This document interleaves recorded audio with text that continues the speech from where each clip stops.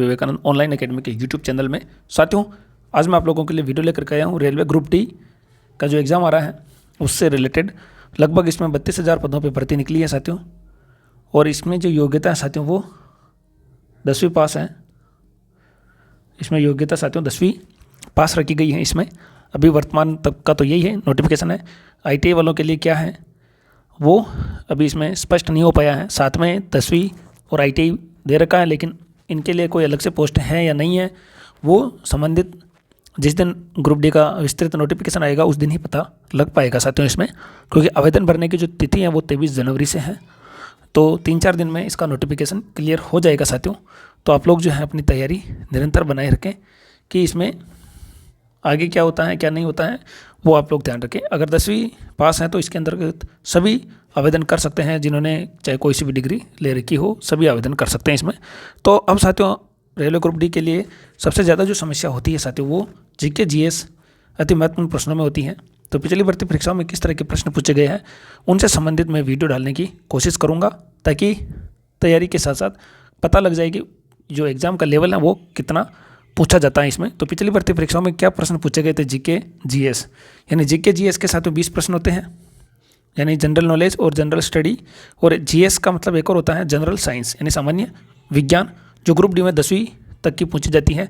इसके भी अच्छे खासे क्वेश्चन आते हैं। 30 क्वेश्चन इसके आते हैं, 20 क्वेश्चन इसके आते हैं, 50-55 के आसपास लगभग क्वेश्चन जो होता है GK के और साइंस के होते हैं। तो इनके क्वेश्चंस मैं आप लोगों के लिए लगातार लेके आने की पूरा प्रयास करूँगा साथियों। साथ में मैथ्स और रीजनिंग जो है आप लोग कहीं ना कहीं से पढ़ते रहें। मेरा प्रयास ये है कि मैं GK GS के पुराने क्वेश्चंस आए हुए हैं उनको मैं आप लोगों के लिए लेकर के आते रहूँ। अभी मैंने आप लोगों के लिए एक डेमो बनाया है, तो वो मैं बताऊँगा आप लोगों को कैसा लगता है, कैसे लगे क्वेश्चंस वो संबंधित बताएं, क्योंकि मैं जितना मेरे से प्रयास हो रहा है उतना मैं करूँगा। और साथियों आप लोगों से यही कहूँगा कि आप लोग चैनल पर नए हैं तो चैनल को सब्सक्राइब जरूर करें साथियों, क्योंकि इसका जो फीस है वो केवल सब्सक्राइब करना ही रखते हैं हम। और आप लोग अगर टेलीग्राम पर यूज़ करते हैं तो टेलीग्राम पर आप लोग सर्च करोगे विवेकानंद ऑनलाइन अकेडमी 01 के नाम से, तो आपको हमारा ऑफिशियल चैनल मिल जाएगा और आप उसको ज्वाइन कर सकते हैं, क्योंकि उससे जो भी न्यूज़ होती है एजुकेशनल उसमें हम डाल देते हैं साथियों। अब साथियों ये जो पिछली परीक्षाओं में पूछे गए प्रश्न है 17 अगस्त 2022 को जो हुआ था शिफ्ट 1 में प्रश्न पूछे गए थे, उनसे संबंधित हम यहाँ पे आप लोगों के लिए प्रश्न लेकर आने का प्रयास किया है। तो आप लोगों को कैसे लगे क्वेश्चंस आप लोग ज़रूर बताएं, ठीक साथियों।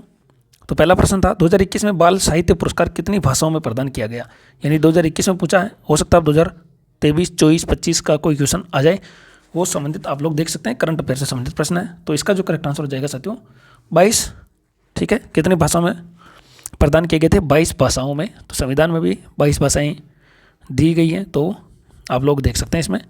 पंचायती राज व्यवस्था सबसे पहले भारत के किस राज्य में लागू की गई थी? राजस्थान, मध्य प्रदेश, उत्तर प्रदेश और पश्चिम बंगाल। तो इसका जो करेक्ट आंसर हो जाएगा साथियों राजस्थान में की गई थी साथियों। ये डेमो प्रश्न यानी कि पिछली परीक्षा में आए हुए प्रश्न है। इस तरह मैं कोशिश करूँगा। और अभी जो है साथियों इतना बड़ा चैनल नहीं हुआ है कि हम टाइपिस्ट वगैरह रख सकें, तो ये मैं मेरी खुद की मेहनत अपने हाथ से लिखकर ही आप लोगों के लिए मैं उपलब्ध करवा रहा हूँ, ताकि आप लोगों का शेड्यूल बना रहे। क्योंकि मैं बहुत सारी जगह देखता हूँ कि क्वेश्चंस हैं पता नहीं इधर उधर मिलते हैं, और कोई भी जो कोर्स है वो पूरा कम्प्लीटली नहीं डालते हैं। तो मैं कोशिश यही करूँगा कि जो क्वेश्चन डालूँ वो आप लोगों को कम्प्लीट मिले। तो मैं पुराने क्वेश्चन डालने की यहाँ पे कोशिश करूँगा साथियों। 1956 से राष्ट्रीय आय, उपभोग, व्यय, बचत और पूंजी निर्माण से संबंधित डेटा जारी करने के लिए नोडल एजेंसी कौन सी है?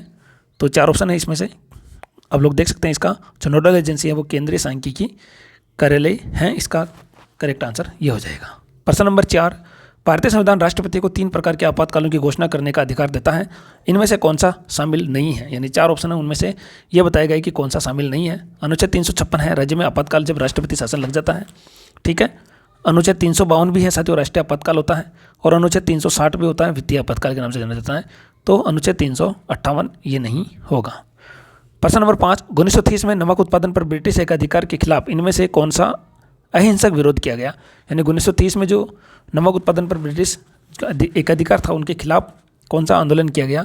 तो इसके लिए साथियों दांडी यात्रा निकाली गई थी गुजरात में महात्मा गांधी जी के साथ में।